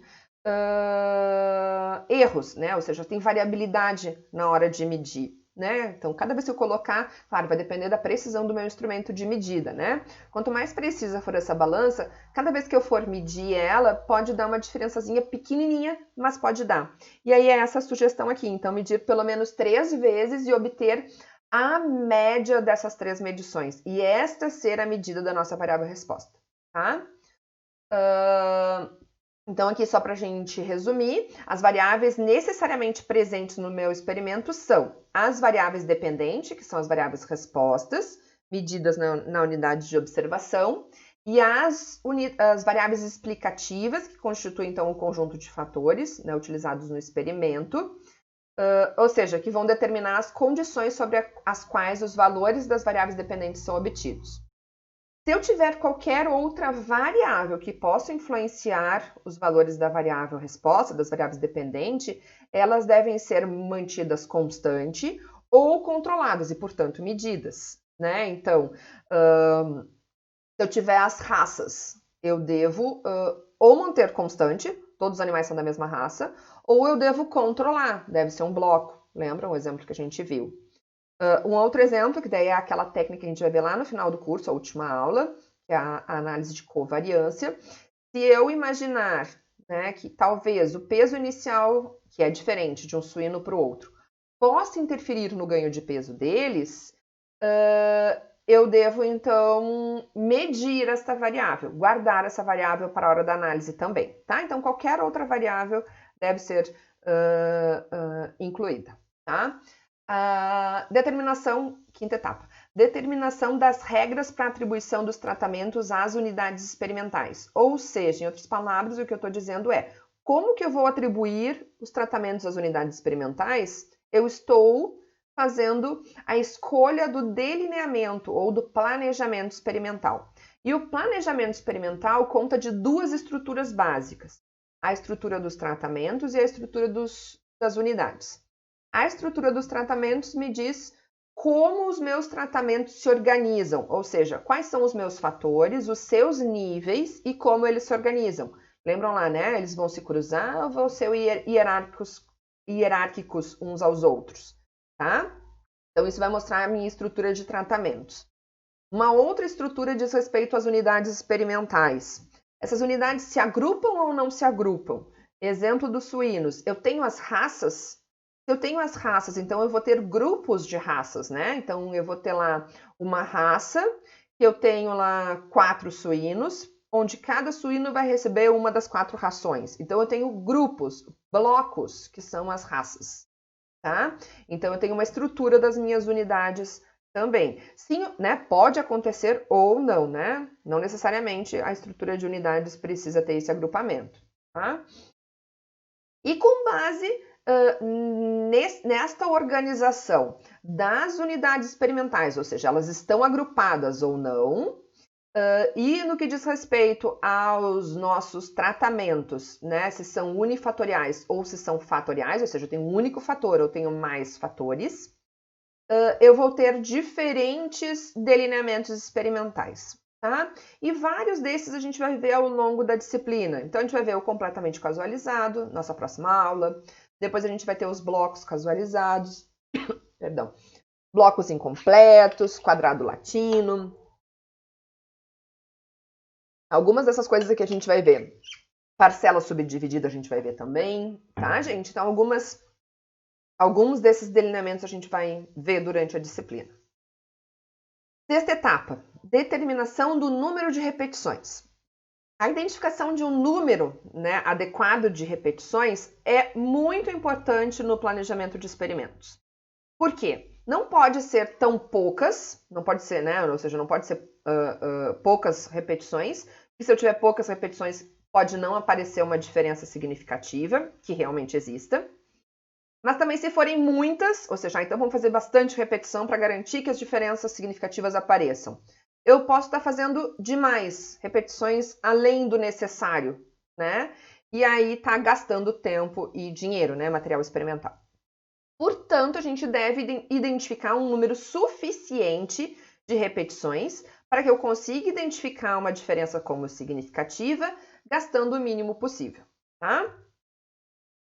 Para isso, existem algumas determinações, tá, gente? A gente não vai falar aqui de cálculo especificamente, a gente vai falar de algumas recomendações que alguns autores estabelecem, tá? O Pimentel Gomes estabelece duas definições para o número de repetições, duas regras, tá? A primeira é que eu tenha pelo menos 20 unidades experimentais, ele aconselha não ter menos do que 20 ao todo, certo? Então, ao todo, pelo menos 20 unidades, e que o grau de liberdade do erro experimental seja pelo menos 10. Esse grau de liberdade do erro experimental a gente vai aprender a calcular na aula que vem, tá? Então, que ele seja pelo menos 10. Já Steele e outros autores indicam que o erro experimental tem que ser pelo menos 20, ou seja, são mais exigentes quanto ao número de repetições, né? Porque o número de repetições está relacionado ao grau, né? Está incluído no cálculo do grau de liberdade do erro, tá? Então, e o grau de liberdade do erro depende do tipo de delineamento, tá? E do número de tratamentos. Então, a gente vai ver isso ao longo do curso, né? Os diferentes delineamentos. e que o grau de liberdade do erro vai depender do tipo de delineamento e também do número de tratamentos. O que a gente vai ver aqui também é que quando a gente tiver poucos tratamentos, mais repetições vão ser necessárias para que o grau de liberdade do erro seja suficiente, 10 ou 20, né? O que o pesquisador definir de acordo com essas regras aqui que ele vai utilizar, tá? Falando em número de repetições, vem uma definição importante que diz respeito à precisão, né? Sinônimos, sensibilidade ou quantidade de informação. O que é essa medida? Ela é obtida a partir do inverso da variância da média de um tratamento, tá? Então, né, e notada por I de informação, tá? E então é o inverso da variância da média. Tá? A variância da média, a gente sabe que é obtida por desvio padrão dos dados sobre N, né? Sigma quadrado sobre N. Se eu né, inverter aqui essa razão, eu vou ter então que a quantidade de informação, a precisão, a sensibilidade de meu experimento é N sobre variância.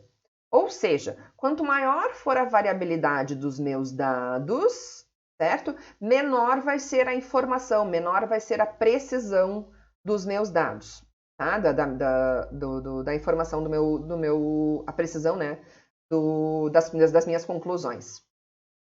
Assim como, quanto maior for, portanto, né? Então é lógico que quanto maior for o número de repetições, o número de observações que eu tiver no meu experimento, mais informação eu tenho, mais precisão eu tenho, mais sensibilidade eu tenho para identificar a diferença entre médias. Então, é isso que a gente tem aqui, né? Uma comparação entre duas médias amostrais torna-se mais sensível, ou seja, eu consigo identificar diferenças menores entre essas duas médias quando o tamanho das amostras, ou seja, o número de repetições, aumentar. Tá? Então, uma pergunta aquela, né, que todo mundo faz para o estatístico, né? Qual o tamanho da minha amostra? A melhor resposta é, quanto mais, melhor. Tá? Dada algumas restrições, né, de questão financeira, mas quanto mais, melhor. Tá? 7. A escolha do procedimento da análise estatística. Tá? Então, aqui depois tem a etapa 8 lá que vocês viram, né? Que são as conclusões. Então, na verdade, aqui a gente está finalizando, né? As etapas do planejamento de um experimento, tá? Planejamento e análise. Então, no 7, né, seguindo com 8, que são as conclusões, a gente está falando da análise. Então, aqui a gente está falando da análise estatística dos nossos resultados, né? Um dos métodos de análise para experimento é a análise de variância, a ANOVA. O que consiste a ANOVA? Em decompor a variabilidade total dos meus dados em pelo menos duas causas de variação. Tá? Quais são essas duas causas de variação? A variação relacionada aos tratamentos. Então, vamos ao exemplo das rações, tá? Acho que fica mais fácil de eu explicar. A variabilidade total. Eu tenho lá, por exemplo, 20 suínos que se alimentaram das nossas rações, tá? O ganho de peso desses 20 suínos, eu vou ter lá 20 valores provavelmente diferentes. Quanto melhor for o meu instrumento de medida, mais chance eu tenho de ter 20 valores totalmente diferentes uns dos outros, tá? Então, eu tenho aí a minha, né, se eu calcular a variação nessas 20 observações, eu tenho a minha variabilidade total, tá? Essa variabilidade total nesses 20 pesos, parte delas está relacionado à diferença dos tratamentos. Porque esses 20 suínos se alimentaram de 4 rações diferentes. Lembram as 4 rações que a gente está comparando? A outra parte da variação que vai ter, né, são duas pelo menos, tá? É essa aqui de baixo, a relacionado ao erro experimental. O que é o erro experimental que a gente viu a definição? Se eu pegar lá 2 suínos que comeram, né? Na verdade, a gente fez lá, vamos voltar exatamente o que a gente fez, né? A gente botou 5 suínos comendo cada uma das 4 rações, que daí dão as nossas 20 observações, né? Os nossos 20 suínos. Então, se eu pegar os 5 suínos que comeram a ração A, eu vou identificar a diferença de peso entre eles. Muito provavelmente, se eu tiver um instrumento de medida bom, 5 ganhos de peso diferente. E aí a gente vai ver o seguinte, mas todos os 5 suínos comeram a ração A. Então, essa diferença entre os suínos é o nosso erro experimental. Pensando de forma geral, se o se o meu experimento não tivesse levado em consideração as raças. Lembra? As raças, os alimentadores, o que quer que fosse, tá? Ou seja, não tivesse o bloqueamento. Então, a minha análise de variância vai ter pelo menos essas duas causas. Os tratamentos, a variação, né, entre os tratamentos, e a variação dentro dos tratamentos, que é devido ao erro experimental. Ou seja, o mesmo tratamento, eu vou ter lá a diferença de peso entre os suínos, né? Porque diz respeito à variabilidade intrínseca dos 5 suínos. Eles são 5 unidades experimentais, 5 entidades diferentes, né? Se a gente tiver feito o controle de fonte de variação a partir do bloqueamento, né? Então, se a gente tiver, por exemplo, feito os alimentadores ou as raças, tá? Vamos falar das raças. Se a gente tiver feito o controle de blocos, os blocos sendo as raças, eu vou ter essa fonte de variação aqui também, né? Então, eu vou ter uma terceira fonte de variação, que é a fonte de variação relacionada com causas controladas pelo delineamento experimental, ou seja, os nossos blocos, as nossas raças. Então, eu vou conseguir ver parte do erro experimental vai ser devido a essas causas que eu vou controlar e, portanto, eu vou conseguir medir essa variabilidade devido às diferentes raças. Tá? Então, esse é o objetivo da análise de variância, fazer a partição da variabilidade total nessas causas de variação. A gente vai ver também nas próximas aulas que a ANOVA tem pressupostos para sua utilização. São 4 os pressupostos. E a gente vai falar mais a respeito deles na frente, tá? Aqui eu vou só listar. A aditividade, a variância constante ou homocedaticidade, a normalidade dos erros e a independência desses erros, tá? Então, nós vamos entender cada um desses pressupostos e como que a gente vai identificar o atendimento de cada um dos 4, tá? Se a ANOVA, análise de variância, né? Quando a gente faz o teste da análise de variância e se a gente identificar lá um teste significativo, a nossa conclusão no primeiro momento é de que, exemplo das rações, há diferença significativa entre as rações. E a gente comparou 4 rações, por exemplo, tá? Aí eu preciso complementar este resultado. Porque no momento que eu digo que há diferença entre as 4 rações, eu ainda não disse onde é que está a diferença, não disse quem é diferente, qual ração é diferente, qual ração, né? Ou, no final das contas, né, que eu quero fazer, o pesquisador ele quer fazer uma recomendação. Qual a melhor ração, ou quais as melhores rações que dão maior ganho de peso? E aí, então, dependendo, e aí eu lembro que eu tinha comentado lá que os nossos fatores são qualitativos ou quantitativos. Então, dependendo se os meus fatores forem qualitativos ou quantitativos, eu vou poder utilizar uma ou mais destas formas de complementação da ANOVA. Então, a gente vai ver cada um deles numa aula, tá? Então, vamos lá. Ajustamento da regressão, né? Então, uma função da resposta através de técnicas de regressão, se os fatores forem quantitativos.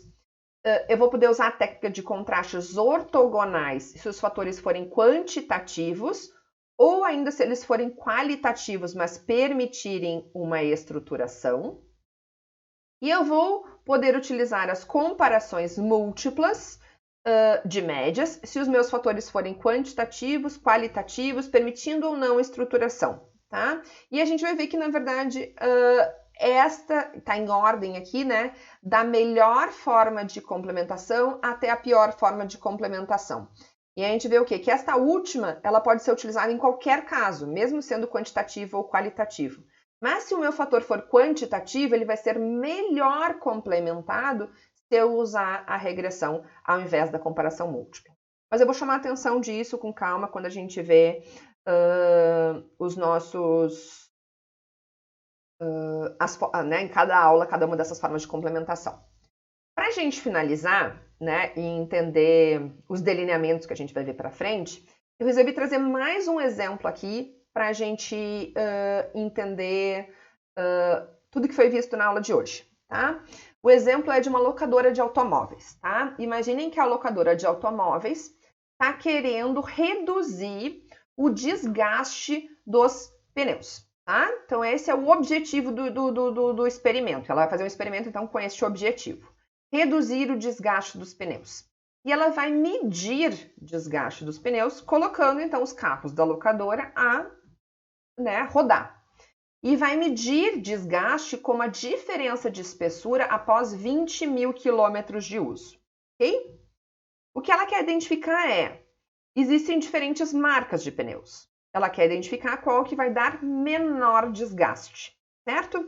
Então, a nossa variável resposta é desgaste dos pneus e a variável explicativa são as marcas de pneus. Então, ele é um fator a níveis fixos e eu tenho 4 marcas de pneu. Níveis fixos, lembrando, né? O meu objetivo, então, é estudar só essas 4 marcas e, no final, identificar e fazer uma recomendação. Se existir diferença entre elas, recomendar qual ou quais dessas marcas me dão o menor desgaste, tá?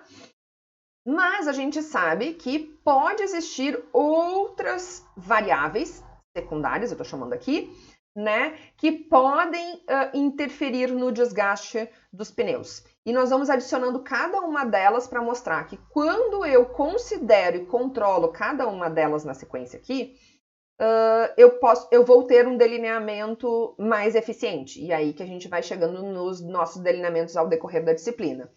As variáveis secundárias são carro. Existem carros, né? Os carros são diferentes um do outro. Então, se eu controlar o carro, o tipo de carro, né? Eu tô lá com uma variável sendo controlada e, portanto, eu chego num delineamento mais eficiente. A posição dos pneus no carro também é uma variável que pode dar interferência aqui, né? Pode interferir, ter influência no desgaste dos pneus. E se eu controlar, eu tenho um delineamento mais eficiente. E outros, tá? Aqui a gente fala em etc, mas a gente vai até isso, até a posição. E também tenho variáveis que eu não consigo controlar, apesar de algumas delas eu conseguir identificar. Por exemplo, a temperatura do ambiente. Será que um dia frio, um dia mais quente dá mais ou menos desgaste nos pneus? Será que um dia mais úmido ou menos úmido dá mais ou menos desgaste no pneu? Será que um terreno diferente, sei lá, pense então, um asfalto, diferente asfalto, uma rua de chão batido, será que isso dá mais ou menos desgaste no pneu?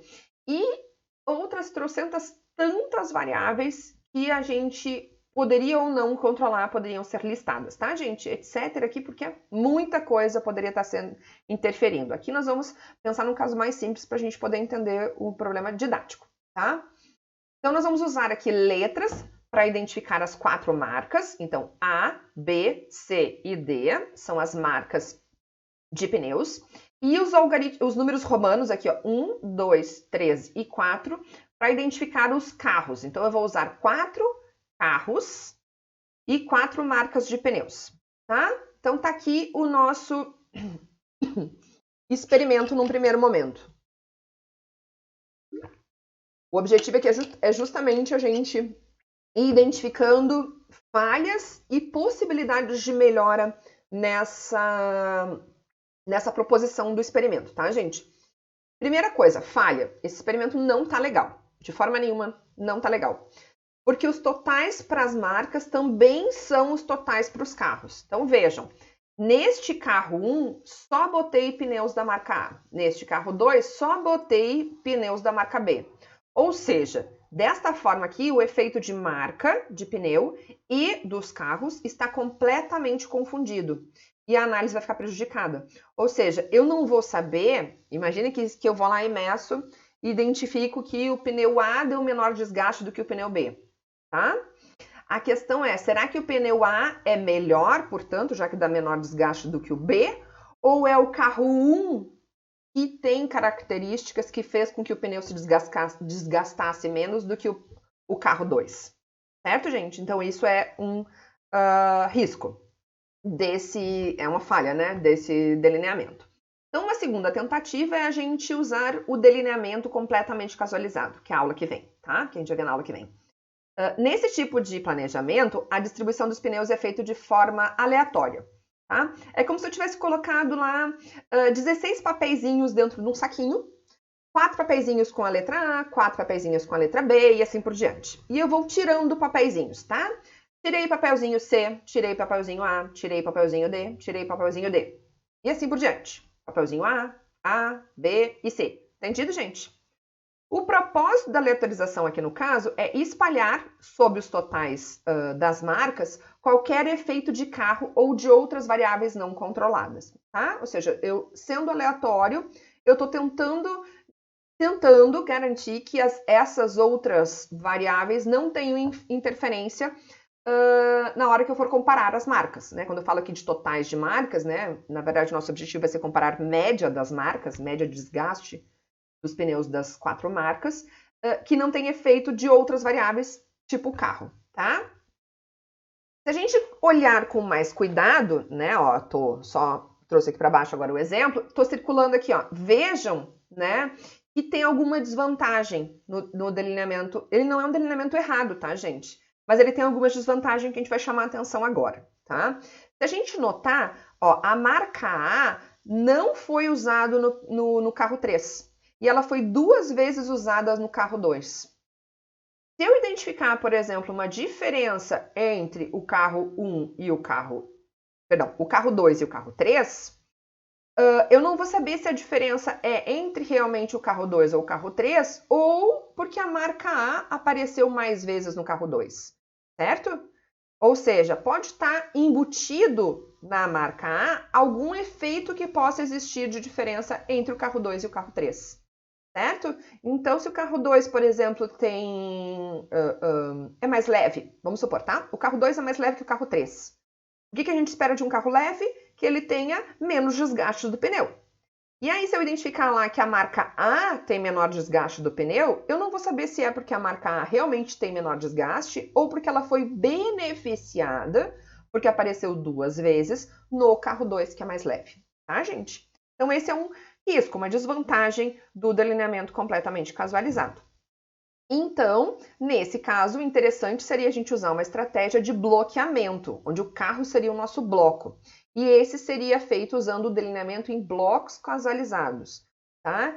Essa vai ser, então, o nosso segundo delineamento. Algumas aulas para frente a gente vai chegar no delineamento em blocos.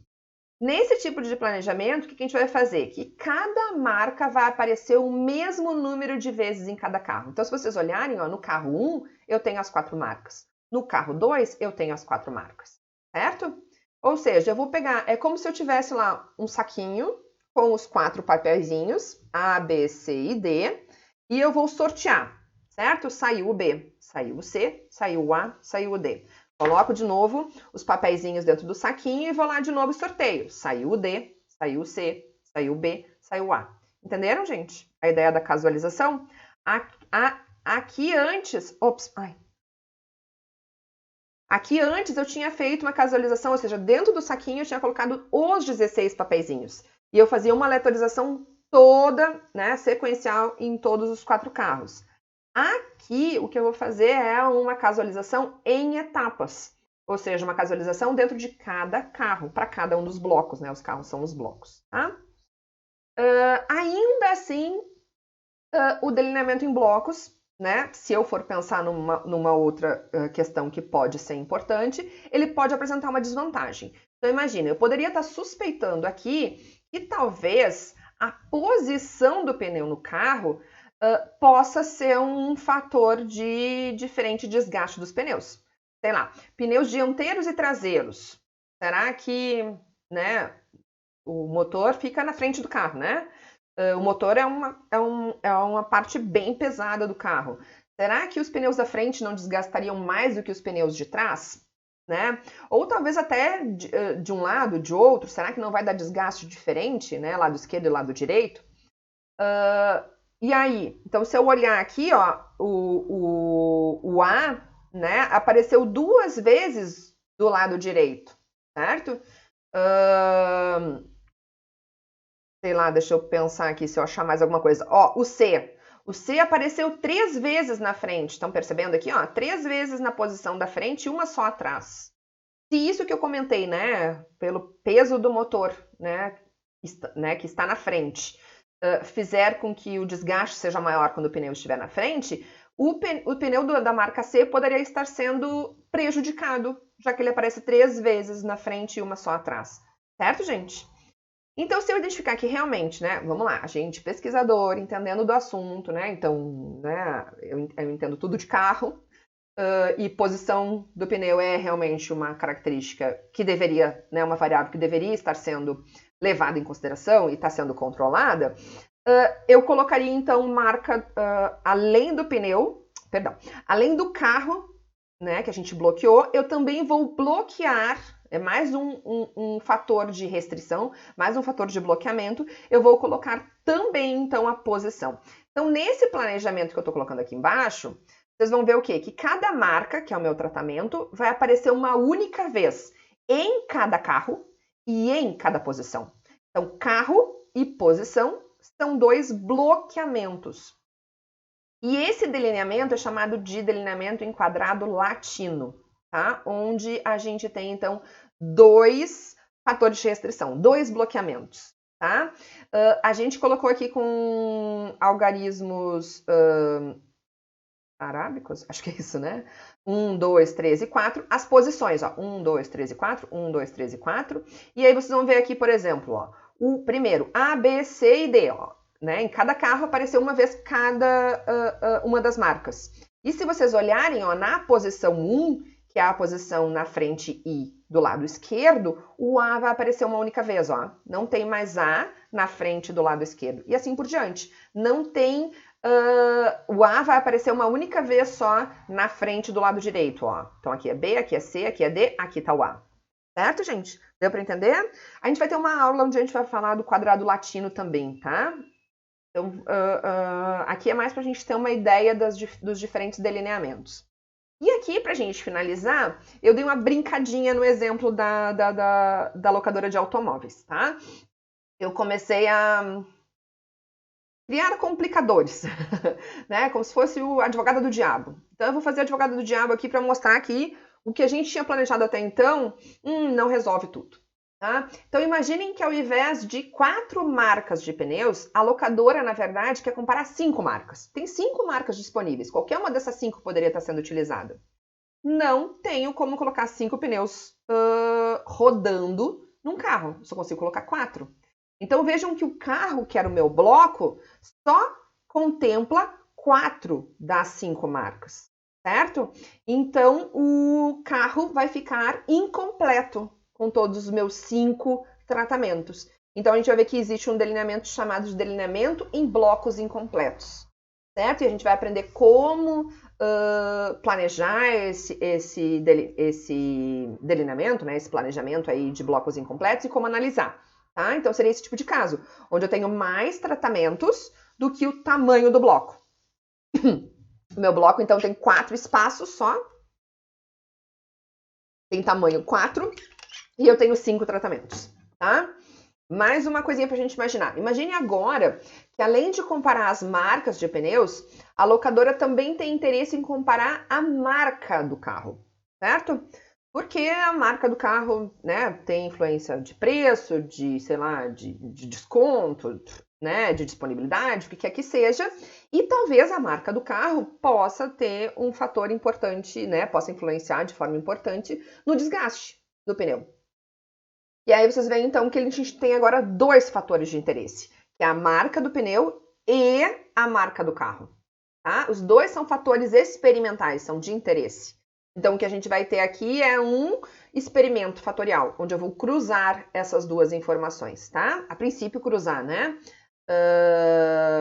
A marca do carro com a marca do pneu.